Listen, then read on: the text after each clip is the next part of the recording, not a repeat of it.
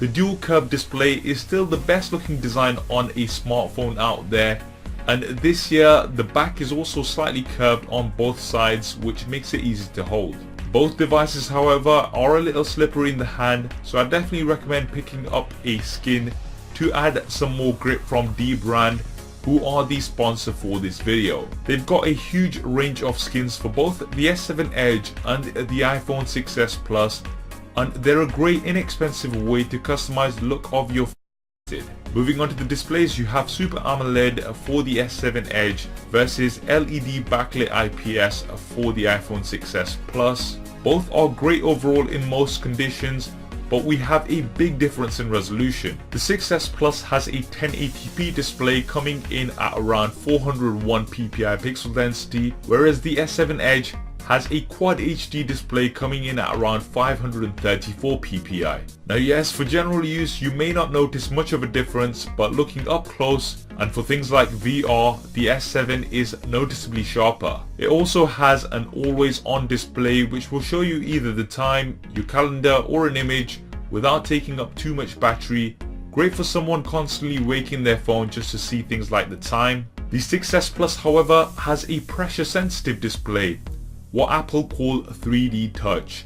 This allows you to push down harder on certain applications to get more options. So for instance, pushing down on a certain icon will give you shortcuts to within that app. My personal favorite feature of 3D touch is pushing down harder on the keyboard to more accurately place your cursor within text. The S7 Edge on the other hand has a dual edge display on which you can also assign shortcuts and things to within apps, and there's a few different edge specific apps you can download.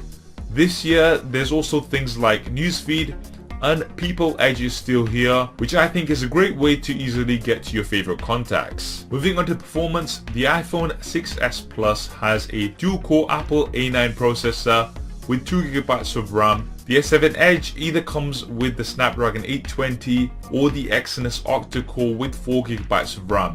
It also has built-in cooling, which is a nice touch. Overall both are great, and I don't think you're gonna have any issues for most tasks on either. To see that. For storage, the 6s Plus comes in 3 different capacities, 16, 64 or 128GB. The S7 Edge has just the one 32GB version for now anyway, but this year does have a micro SD card slot which will let you expand the memory by up to 200GB, which is a lot more than the largest version of the 6s Plus and will also be a lot cheaper. I would have to give the win here to the S7 Edge for those reasons, and especially because the 6s Plus still comes with a 16GB base model, which is an absolute joke in this day and age. Now let's talk cameras. We actually have the same resolution this year, 5 megapixels for the front facing camera and 12 for the rear. The S7 Edge however has an f1.7 aperture, whereas the 6s Plus has f2.2. I've done a detailed camera comparison between both of these. Overall, because of the wider aperture, larger pixels and dual pixel autofocus, the S7 Edge takes the win, especially in low light. The biggest difference between these two however is the software. We have Android versus iOS, and both have their advantages and disadvantages. As you know, I don't usually go into a battle in these videos. It does come down to personal preference, and this may just be a deciding factor for most people. For me, iOS is simple and straightforward, whereas Android allows more customization and freedom. The S7 Edge does have Samsung's TouchWiz skin on top however, and although this does give some additional features, it means you won't be getting updates directly from Google and will have to wait for some time. With iOS, you will be first in line to get those updates as soon as they are out, so that's an advantage that you get with the iPhone 6s Plus. Two things both have in common are fingerprint scanners and speakers. The two have a single bottom facing speaker which sounds good overall but can easily be covered up, and there's a fingerprint scanner on the home button which works well on both, with Apple Pay on the 6s Plus and Samsung Pay on the S7 Edge. I've done a very quick fingerprint scanner speed test between the two if you're interested in seeing the specific difference, but I don't think you'll be disappointed with either. What's great about both devices is that they have huge batteries.